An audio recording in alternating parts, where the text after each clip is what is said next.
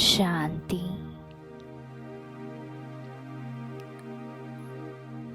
நான்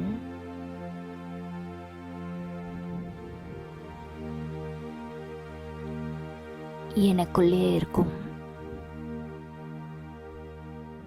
உண்மையான ஆன்மீக சக்தியை அனுபவம் செய்வதற்காக சிறிது நேரம்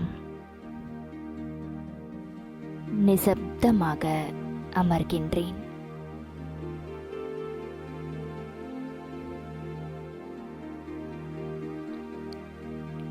என்னை சுற்றி ஸ்தூலமாக நடந்து கொண்டிருக்கும் அனைத்தின் மீது இருந்த ராஜ்யத்தை நான் விட்டுவிட்டு எனக்குள்ளேயே சுய ராஜ்யத்தை உருவாக்கிக் கொண்டிருக்கின்றேன்.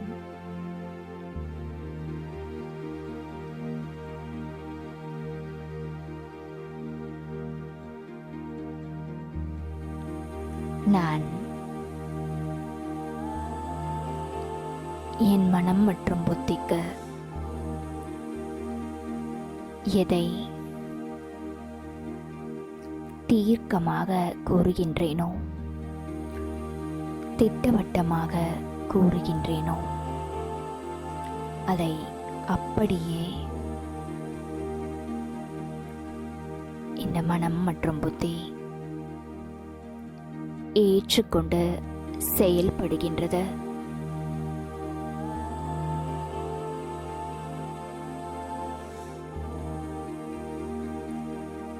நான் சுயராஜ்ய அதிகாரி.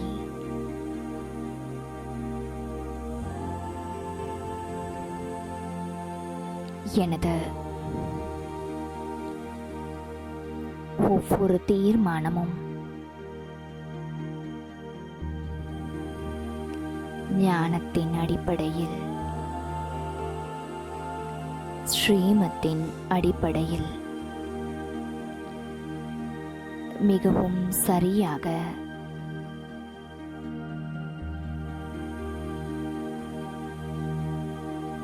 அனைவருக்கும் நன்மை பயக்கக்கூடியதாக அமைகின்றது.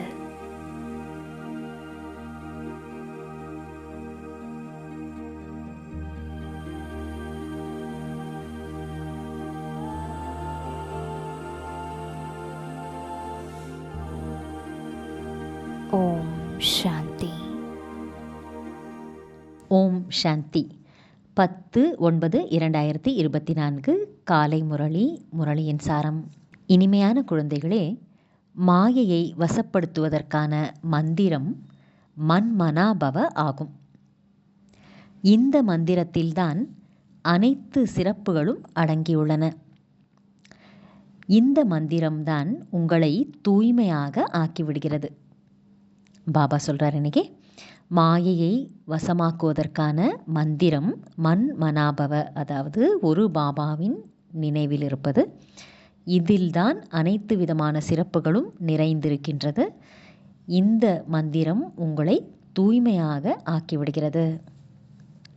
கேள்வி: ஆத்மாவின் சேஃப்டிக்கான, பாதுகாப்புக்கான நம்பர் 1 சாதனம் எது மற்றும் எப்படி? பதில்: நினைவு யாத்திரை தான் ஆத்மாவை பாதுகாப்பதற்கான நம்பர் 1 சாதனம் ஆகும். ஏனெனில் இந்த நினைவின் மூலம்தான் உங்களுடைய கேரக்டர், அதாவது நடத்தை திருந்தும். நீங்கள் மாயையின் மீது வெற்றி அடைவீர்கள். நினைவின் மூலம் தூய்மையில்லாத கர்மேந்திரியங்கள் எல்லாம் சாந்தமாகி விடுகின்றன. நினைவில்தான் சக்தி கிடைக்கிறது. ஞானம் என்ற வாளில் நினைவின் கூர்மை வேண்டும். நினைவில்தான் இனிமையாக சத்தோ பிரதானமாக நீங்கள் ஆவீர்கள். யாரிடமும் கோபப்பட மாட்டீர்கள். அதனால் நினைவு யாத்திரையில் பலவீனமாகிவிடக்கூடாது. நாம் எந்த அளவுக்கு பாபாவின் நினைவில் இருக்கின்றோம் என்று தன்னைத்தானே கேட்டுக்கொள்ள வேண்டும். ஓம் சாந்தி. இனிமையிலும் இனிமையான ஆன்மீக குழந்தைகளுக்கு தினந்தோறும் எச்சரிக்கையை அவசியம் தர வேண்டியுள்ளது. என்ன எச்சரிக்கை? Safety first. பாபா சொல்கிறார், பாதுகாப்பு முதலில். பாதுகாப்பு என்பது எது? நினைவு யாத்திரை மூலம் நீங்கள் மிக மிக பாதுகாப்பாக இருக்கிறீர்கள். முக்கியமான விஷயமே குழந்தைகளுக்காக இதுதான். பாபா புரிய வைக்கின்றார், குழந்தைகள் நீங்கள் எவ்வளவு நினைவு யாத்திரையில் ஈடுபட்டிருக்கிறீர்களோ அந்த அளவு உங்களுக்கு மகிழ்ச்சியும் ஏற்படும். மேலும் உங்கள் நடவடிக்கைகள் கூட சரியாகிவிடும். ஏனென்றால் நீங்கள் தூய்மையாகவும் ஆக வேண்டும், உங்கள் நடத்தைகளும் திருந்த வேண்டும். தன்னைத்தான் சோதிக்க வேண்டும். எனது கேரக்டர், எனது நடத்தை யாருக்கும் துக்கம் கொடுப்பதாக இல்லைதானே? எனக்கு எந்த ஒரு தேக அபிமானமும் வந்துவிடவில்லைதானே? இதில் நீங்கள் நல்லபடியாக தன்னை சோதிக்க வேண்டும். பாபா அமர்ந்து குழந்தைகளுக்கு கற்றுத்தருகிறார். குழந்தைகள் நீங்கள் படிக்கவும் செய்கிறீர்கள். பிறகு படிப்பை பிறருக்கு சொல்லித்தரவும் செய்கிறீர்கள். எல்லையற்ற தந்தை படிப்பை கற்றுத்தருகிறார். அவ்வளவுதான். மற்றவர்கள் அனைவருமே மனிதர்கள். இதில் முழு உலகமும் வந்துவிடுகிறது. ஒரு பாபாதான் விதேகியாக சரீரமற்றவராக இருக்கின்றார். அவர் குழந்தைகளான உங்களுக்கு கற்பிக்கின்றார்.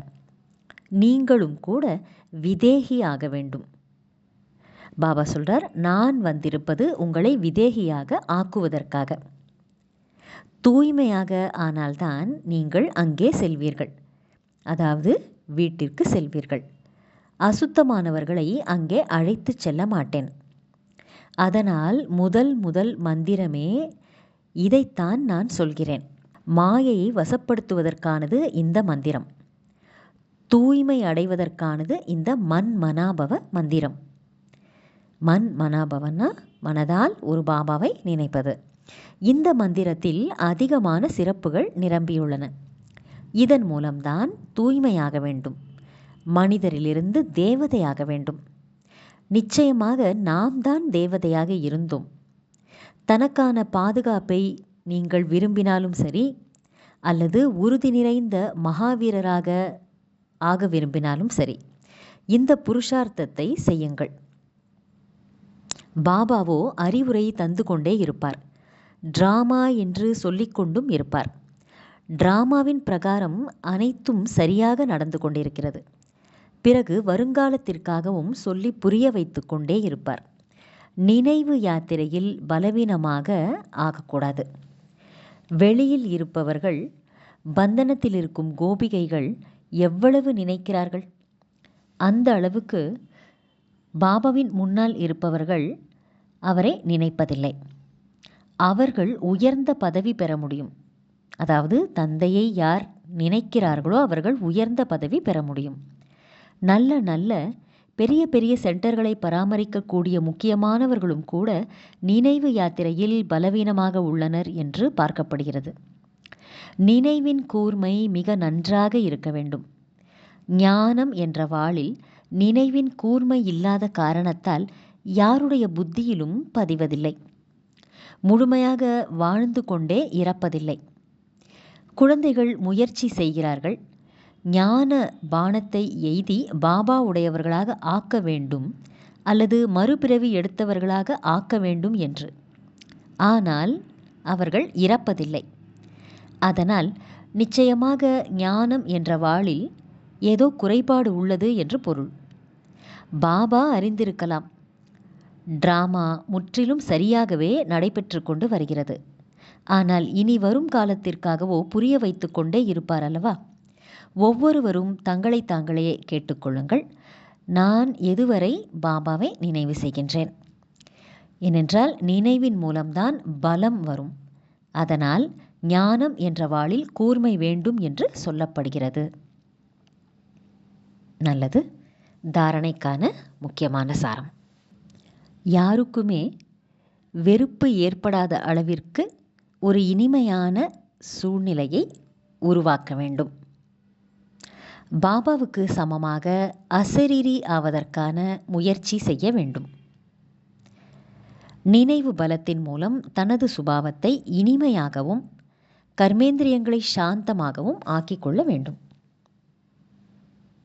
இரண்டாவது, இப்போது நாம் சங்கம யுகத்தவர், கலியுகத்தவர் அல்ல என்ற இதே பெருமிதத்தில் சதா இருக்க வேண்டும். பாபா நம்மை புதிய உலகின் எஜமானர் ஆக்குவதற்காக படிப்பு சொல்லிக் கொடுத்து கொண்டிருக்கிறார். அசுத்தமான சிந்தனைகளை முடித்துவிட வேண்டும். வரதானம்: அகால சிம்மாசனம் மற்றும் இதய சிம்மாசனத்தில் அமர்ந்து சதா சிரேஷ்டமான மிக உயர்ந்த செயல்களை செய்யக்கூடிய கர்மயோகி ஆகுக. பாபா சொல்றார், வரதானம்: அழிவற்ற சிம்மாசனம் மற்றும் இதய சிம்மாசனத்தில் அமர்ந்து சதா மிக உயர்ந்த செயல்களை செய்யக்கூடிய கர்மயோகி ஆகுக. விளக்கம்: இந்த நேரத்தில் குழந்தைகளான உங்கள் எல்லோருக்கும் 2 சிம்மாசனங்கள் கிடைத்திருக்கின்றன. ஒன்று அழிவற்ற சிம்மாசனமான அகால சிம்மாசனம், இரண்டாவது இதய சிம்மாசனம், அதாவது பாபாவின் இதயம் என்ற சிம்மாசனம். ஆனால் சிம்மாசனத்தின் மீது யார் அமர்கிறார்களோ அவர்கள் ஆட்சி நடத்துவார்கள். யாருடைய ஆட்சி நடக்கிறதோ அவர்கள்தான் சிம்மாசனத்தில் அமர்கிறார்கள்.